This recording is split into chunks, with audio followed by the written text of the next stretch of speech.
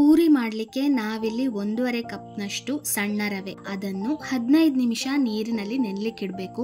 ಅದಾದ್ಮೇಲೆ 2 ಕಪ್ನಷ್ಟು ಮೈದಾ, ಅದಕ್ಕೆ ಅರ್ಧ ಕಪ್ನಷ್ಟು ಅಕ್ಕಿ ಹುಡಿ ಮತ್ತೆ ನಿಮ್ಮ ರುಚಿಗೆ ತಕ್ಕ ಹಾಗೆ ಉಪ್ಪು. ನಾನಿಲ್ಲಿ ಒಂದು ಸಣ್ಣ ಸ್ಪೂನ್ ಉಪ್ಪು ಹಾಕೊಂಡಿದ್ದೇನೆ. ಹಾಗೆ ನೆನೆಸಿಟ್ಟಂತ ರವೆಯನ್ನು ಸೇರಿಸಿ ಚೆನ್ನಾಗಿ ಮಿಕ್ಸ್ ಮಾಡ್ಕೊಳ್ಬೇಕು.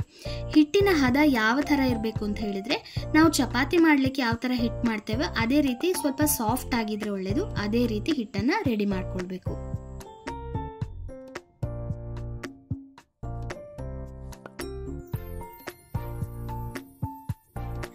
ಇನ್ನು ರೆಡಿಯಾದ ಹಿಟ್ಟನ್ನು 10 to 15 ಮಿನಿಟ್ಸ್ ರೆಸ್ಟ್ಗೆ ಅಂತ ಇಡಬೇಕಾಗ್ತದೆ.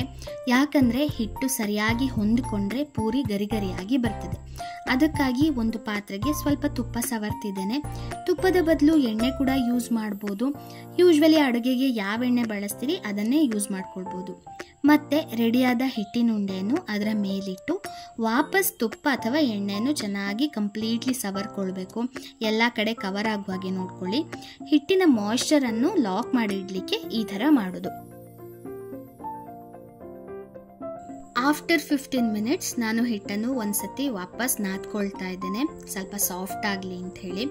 ಈಗ ಒಂದು ಉಂಡೆಯನ್ನು ತಗೊಂಡು ಚೆನ್ನಾಗಿ ಲಟ್ಟಿಸ್ಕೊಳ್ಬೇಕು. ನಾನಿಲ್ಲಿ ಅಂಟಬಾರ್ದು ಅಂತ ಹೇಳಿ ಮೈದಾ ಯೂಸ್ ಮಾಡ್ತಿದ್ದೇನೆ. ಕೆಲವರು ಎಣ್ಣೆ ಕೂಡ ತಗೊಳ್ತಾರೆ, ಆ ಥರ ಕೂಡ ಮಾಡ್ಬೋದು. ಇನ್ನು ಲಟ್ಟಿಸ್ಕೊಳ್ಳುವಾಗ ತೀರಾ ತೆಳು ಕೂಡ ಬೇಡ, ತುಂಬ ದಪ್ಪ ಕೂಡ ಬೇಡ.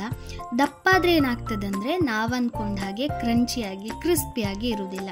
ಪೂರಿಯದು ಅಪ್ಪರ್ ಲೇಯರ್ ಮಾತ್ರ ಕ್ರಿಸ್ಪಿ ಆಗಿರ್ತದೆ, ಒಳಗಡೆ ರೊಟ್ಟಿ ಥರ ಆಗ್ತದೆ. ಹಾಗಾಗಿ ಒಂದೊಳ್ಳೆ ಚಪಾತಿ ನಾವು ಹೇಗೆ ಮಾಡ್ತೇವೋ ಅಷ್ಟು ಲಟ್ಟಿಸ್ಕೊಂಡ್ರೆ ಸಾಕಾಗ್ತದೆ.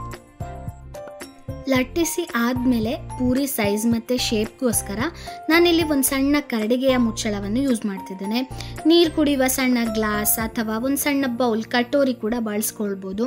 ಅಂತೂ ಇದರ ಎಡ್ಜ್ ಶಾರ್ಪ್ ಆಗಿದ್ರೆ ಆಯಿತು, ಕಟ್ ಮಾಡ್ಕೊಳ್ಳಿಕ್ಕೆ ಈಸಿ ಆಗ್ತದೆ.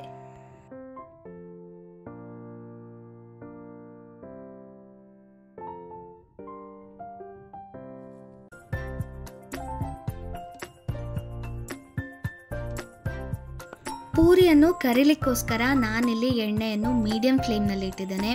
ಇನ್ನು ಒಂದೊಂದೇ ಪೂರಿಯನ್ನು ಎಣ್ಣೆಗೆ ಬಿಡಬೇಕು. ಆ್ಯಂಡ್ ಬಿಡ್ತಾ ಇದ್ದ ಹಾಗೆ ಲೈಟಾಗಿ ಅದನ್ನು ಎಣ್ಣೆ ಒಳಗಡೆ ಪುಷ್ ಮಾಡಿ, ಆಗ ಪೂರಿ ಉಬ್ಬಿ ಬರ್ತದೆ. ಎಸ್ ನೋಡಿ, ಮಸಾಲ ಪೂರಿ ಮಾಡಲಿಕ್ಕೆ ಈಸಿಯಾಗಿ ಮನೆಯಲ್ಲೇ ಮಾಡಿದ ಗರಿ ಗರಿ ಕ್ರಂಚಿ ಪೂರಿ ರೆಡಿ ಆಗಿದೆ. ಆ್ಯಕ್ಚುಲಿ ಇದು ಹೊರಗಡೆಯಿಂದ ತರುವ ಪೂರಿಗಿಂತ ತುಂಬ ರುಚಿಯಾಗಿರ್ತದೆ. ಒಂದ್ಸತಿ ಟ್ರೈ ಮಾಡಿ ನೋಡಿ, ನಿಮ್ಗೆ ಇಷ್ಟ ಆಗ್ತದೆ. ಆ್ಯಂಡ್ ಮಸಾಲೆ ಹೇಗೆ ಮಾಡೋದು ಅಂತ ಕೂಡ ವಿಡಿಯೋ ಅಪ್ಲೋಡ್ ಮಾಡ್ತೇನೆ. ಐ ಹೋಪ್ ನಿಮಗೆ ಈ ವಿಡಿಯೋ ಇಷ್ಟ ಆಗಿದೆ ಅಂತ. ಇಫ್ ಸೋ ವಿಡಿಯೋವನ್ನೊಂದು ಲೈಕ್ ಮಾಡಿ, ಶೇರ್ ಮಾಡಿ, ಅದೇ ರೀತಿ ನನ್ನ ಚಾನಲನ್ನು ಸಬ್ಸ್ಕ್ರೈಬ್ ಕೂಡ ಮಾಡಿ. ಆ ದೇವರು ನಮಗೆಲ್ಲರಿಗೂ ಸದಾ ಒಳ್ಳೇದು ಮಾಡಲಿ. Thank you so much for watching. Bye.